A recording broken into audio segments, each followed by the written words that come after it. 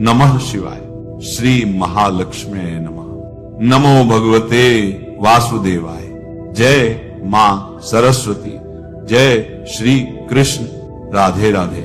आइए आज आप सब जानेंगे वर्ष 2026 में माघ मास के कृष्ण पक्ष में षटतिला एकादशी का व्रत कब मनाई जाएगी। तो जानेंगे व्रत के शुभ मुहूर्त के बारे में, पारण समय के बारे में, पारण कब और किस चीज से किया जाएगा, कि इस दिन पूजन का क्या समय होगा, इस दिन क्या करना चाहिए, इस व्रत में खासकर किन वस्तुओं का दान करना चाहिए, भगवान को किस वस्तु का भोग लगाना चाहिए।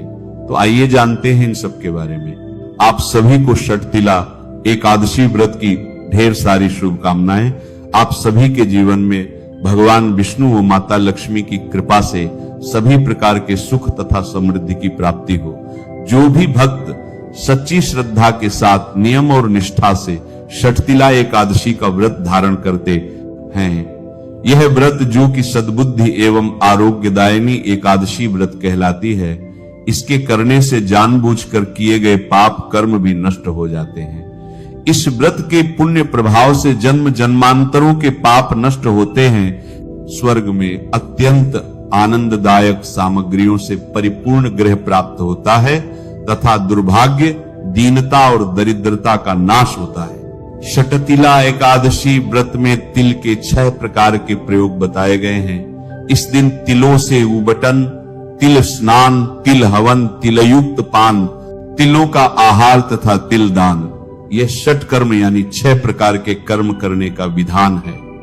इस दिन खासकर भगवान विष्णु, माता लक्ष्मी और भगवान श्री कृष्ण का गंध, पुष्प, धूप, दीप आदि से पूजन करना चाहिए। साथ ही पेठा, नारियल, सीताफल, सुपारी आदि से भगवान की विधिवत पूजा करनी चाहिए और उसका द्वादशी तिथि के दिन दान भी करना चाहिए। इससे अनंत पुण्य फलों की प्राप्ति होती है। इस दिन खासकर भगवान को गुड़ और तिल से बनी हुई वस्तुओं का भोग लगाना चाहिए और उसे प्रसाद के रूप में ग्रहण भी करना चाहिए।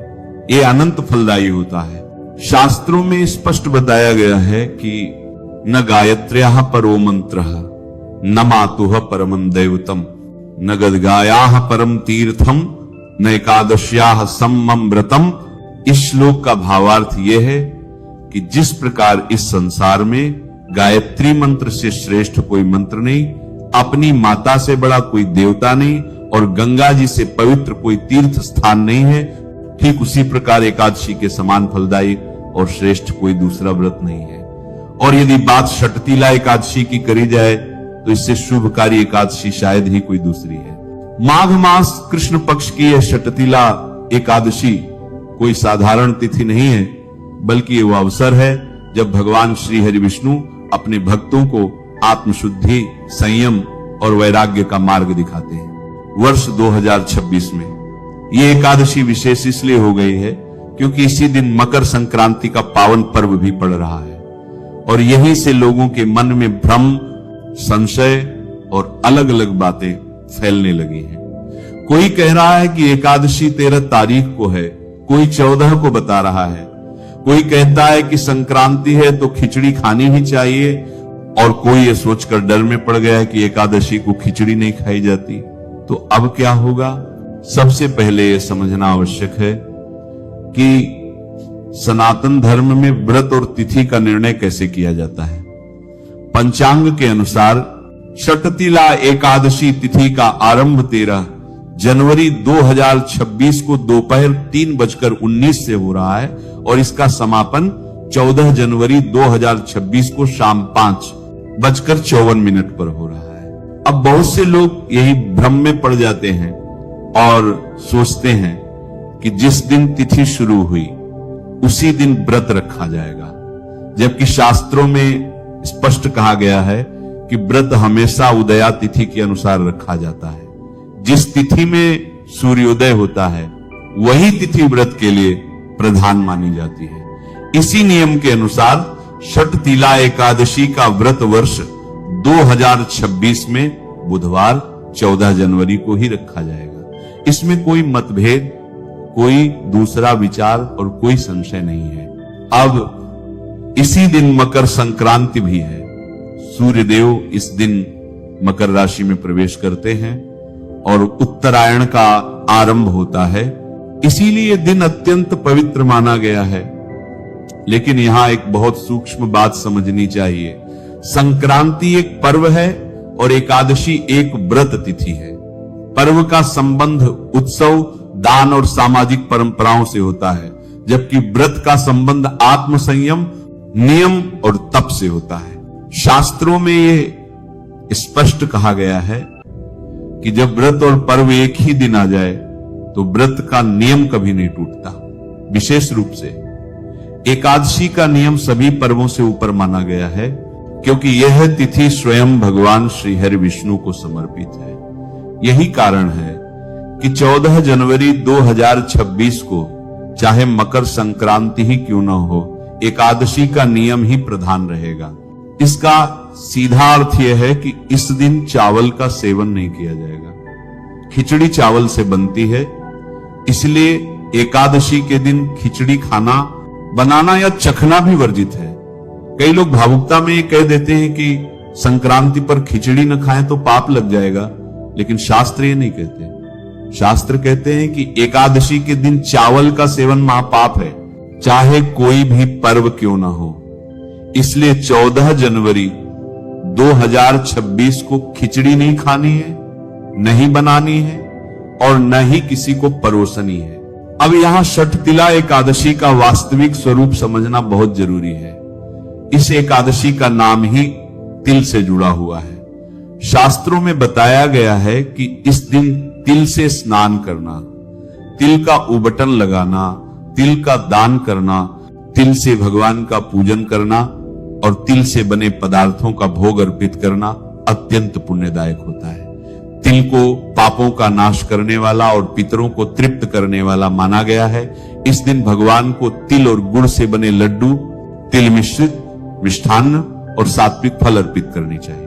स्वयं भी उपवास या फलाहार में रहकर भगवान का स्मरण करना चाहिए। बहुत से लोग पूछते हैं कि अगर एकादशी के दिन खिचड़ी नहीं खानी है तो फिर संक्रांति का पुण्य कैसे मिलेगा? इसका उत्तर भी शास्त्र में साफ दिया गया है। जब संक्रांति एकादशी में पड़ जाए तब संक्रांति का अन्न द्वादशी तिथि में ग्रहण किया जाता है।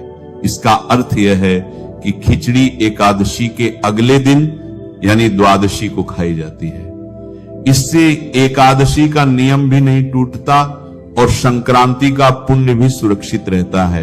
यही सनातन धर्म का संतुलन है। अब द्वादशी तिथि की बात करें तो द्वादशी 14 जनवरी 2026 को शाम 5:55 से प्रारंभ होकर 15 जनवरी 2026 को रात 8:17 तक रहेगी। एकादशी का पारण हमेशा द्वादशी में ही किया जाता है। पारण बजकर में और हरिवासर समाप्त होने के बाद किया जाता है। हरिवासर 14 जनवरी की रात लगभग 1:0 के बाद समाप्त हो रहा है। इसलिए षठतिला एकादशी का शुद्ध और सही पारण समय 15 जनवरी 2026 को सुबह 7:15 से सुबह 9:22 तक माना गया है। इसी समय पारण करना चाहिए। अब यहां एक और भ्रम लोगों के मन में बैठा हुआ है जो सबसे अधिक डर पैदा कर रहा है, और वह यह है कि 15 जनवरी 2026 को द्वादशी गुरुवार के दिन पड़ रही है और कई स्थानों पर यह मान्यता प्रचलित है कि गुरुवार को खिचड़ी या चावल नहीं खाया जाता। अब लोग पूछ रहे हैं कि अगर गुरुवार को खिचड़ी नहीं खाई जाती तो द्वादशी में खिचड़ी कैसे खाएं? इस प्रश्न का उत्तर बहुत शांति से समझने की आवश्यकता है। गुरुवार को खिचड़ी न खाने की बात कोई सार्वभौमिक शास्त्रीय नियम नहीं है। ये कुछ क्षेत्रों की लोक मान्यता है जिसे लोग परंपरा से मानते आ रहे हैं। इसके विपरीत एकादशी द्वादशी का नियम शास्त्र से चलता है और शास्त्र स्पष्ट कहते हैं कि द्वादशी के दिन चावल पूर्ण रूप से शुद्ध होते हैं। शास्त्र यह नहीं देखते कि वार कौन सा है, शास्त्र ये देखते हैं कि तिथि कौन सी है।